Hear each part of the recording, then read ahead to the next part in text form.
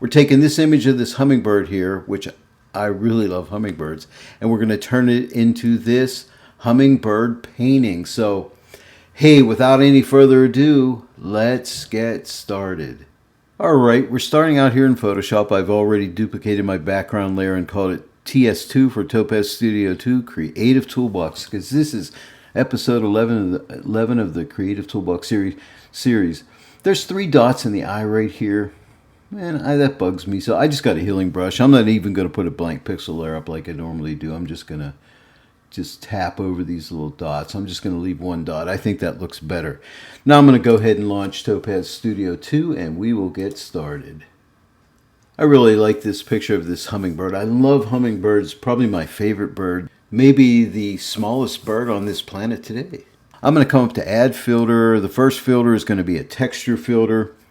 I'm going to add a filter called, I always call it a filter, I'm sorry, I mean texture.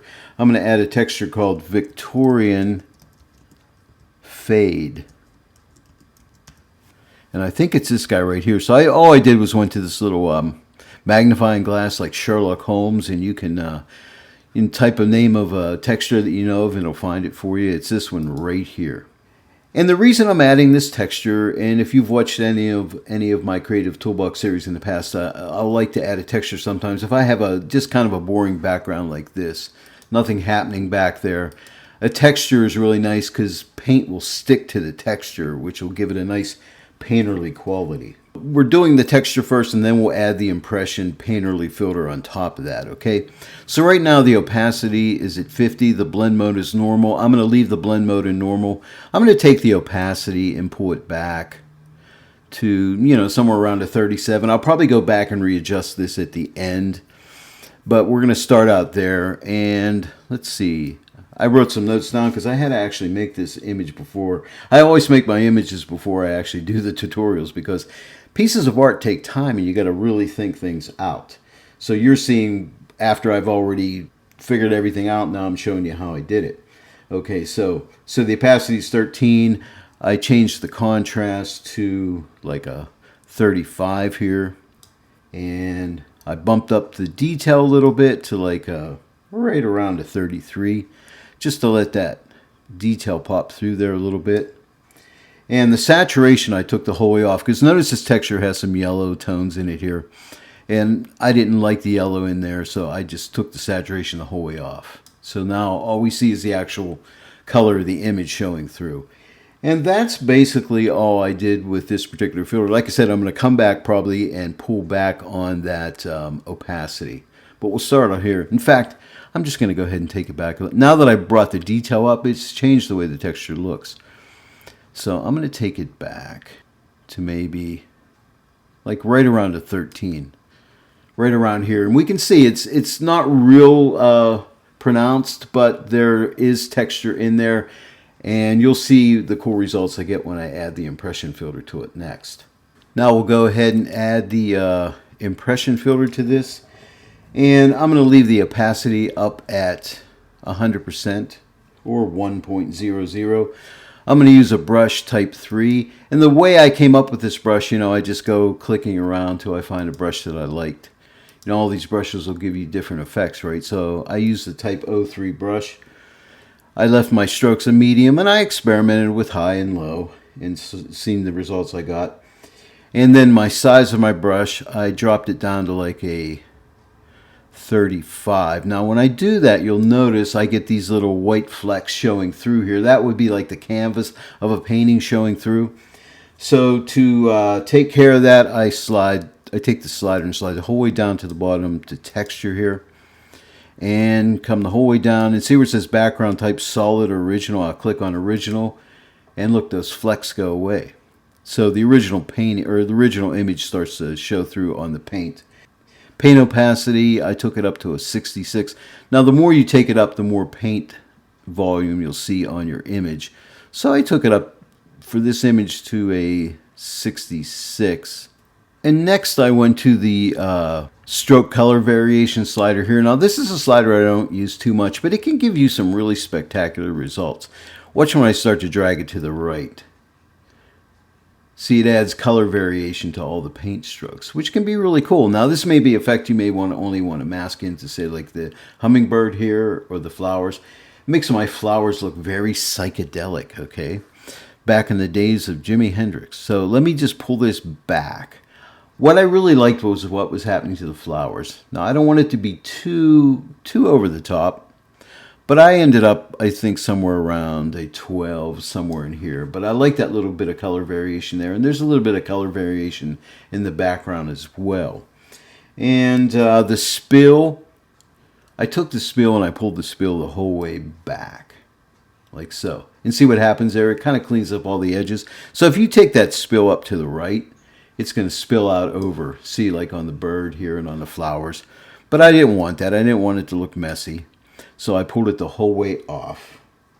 And next I went into color and I made some color adjustments here in the color here. Now this is just pretty much the same as the HSL color tuning filter. And what I did was I worked with green. So let's click on green here. And the only thing I did with green was I took my green saturation, took it the whole way off, moved it to the left. I'm just removing green from the image. I went to aqua. And I think this is aqua. Yeah, aqua. And I also took that saturation the whole way off. See, that aqua was up in that corner there, and that's gone now. And I also went to blue, and I removed any blue from the image here. And so now I have a nice like gray type background, which I thought it really worked out nice with this. And then I took my magenta. Let's go to magenta here. And I just bumped my magenta up to like a plus 20 here. Just for the flowers. I wanted to make those flowers a little more pink. So I think, let's go 20. Like a 20 here. I don't want to go too strong there. But this is nice. You have this color filter right inside. It's pretty much, I think, the same as the HSL. So that was that. And the last thing I did was added some texture here. This texture section is really nice inside of Impression because they give you a lot of like artistic canvases and things like that. And it's just adding like canvas backgrounds and things like that. But they have brick, concrete, all kind of really cool stuff. There's a little search field here. And if you know the texture you want, like something you use a lot, you can type like the name of it. Mine is paper 5, like with a Roman numeral. And I think it's, where is it? Right here. Okay, paper 5. And now I'm going to take its texture strength and move it to the right. Let's zoom in a little bit so you can see it there. See that texture in there? Okay, so right like so. Or about that amount there. Let me see what I actually use. I use like 89. That's 99. I'm going to pull it back because I'm going to be adding a precision contrast filter, which will pop this texture even more. So 89 and the size, I took the size the whole way up. Okay, like that. So there it is. There's that nice texture there. So I'm really liking the results so far. And I think that is everything that I did inside of the Impression filter. And now let's add a precision contrast filter. And it's found right here. I really love this filter when I'm working with painterly type images. That and the precision detail filter. But let's take the micro and take it up a good bit. And watch that texture really start to pop. And I take it up to around a 70. I think I had it 73. Right around there. And I might just back it off a little bit. Let's make it a 71. And the low I took up to a 0.43. I'm just going to follow my recipe here. And the medium was up to 45. Okay, and the high I pulled back. The high I pulled it to the left to a negative 35. And notice how it just kind of softens things up a little bit when I do that. So I'm taking it back to like a negative 35. Right there. Let's take a look at the before and after. I'll click this eyeball here. Here's the before and here's the after. But see how everything really starts to pop out a little bit. Now, if you felt you went too strong, you can come to the opacity slider here and you can just ease it off a little bit. I think I might do that. I might have been a little strong-handed there. I think somewhere right around in there. Wait, there's one adjustment I forgot. Now inside of precision contrast, you also have lighting adjustments, and I didn't do anything with those, and an equalization buttons here, which is really nice. And then you have color. But I like this one right down here. We can add more saturation or vibrance if we want to, but this slider right here, color contrast, watch when I pull it, it's contrasting your colors together. It's adding contrast between colors. And you see that as I really jack it up, you can see what it's doing. And it does some really cool things.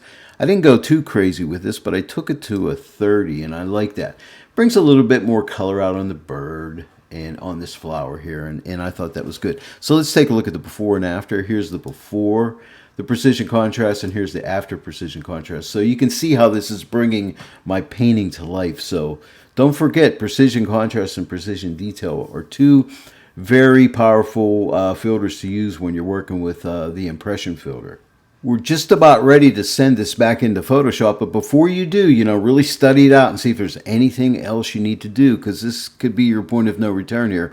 So I'm going to come back to the texture filter here, and remember I said I would play maybe with the opacity a little bit more. One thing I want to tell you about Topaz Studio 2, it's a non-destructive workflow. So whenever I adjust things here, all these other filters start to interact with each other, okay? So it's really cool.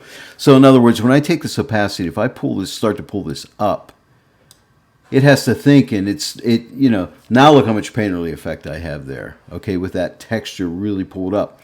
So then I could play with it. And like I said, I was around a 0.13, but if I wanted a little bit more of that texture to be, show through with that painterly effect on it, I can bump it up more if I thought I needed it, or I could give it less. So I was at a 13 right there, so I could even take it back even further. But I think I'm going to settle with the 13. I think it's good.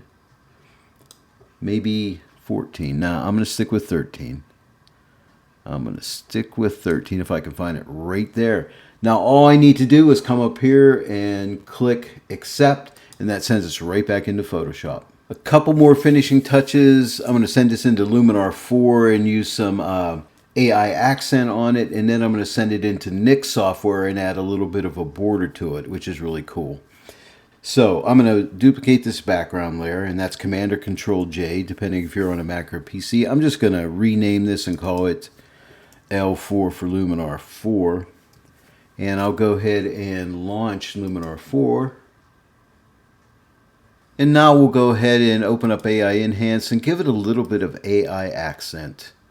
And I think I was somewhere around a 40 on this. It's 40 right there, and let's click this eyeball here. Here's the before and here's the after.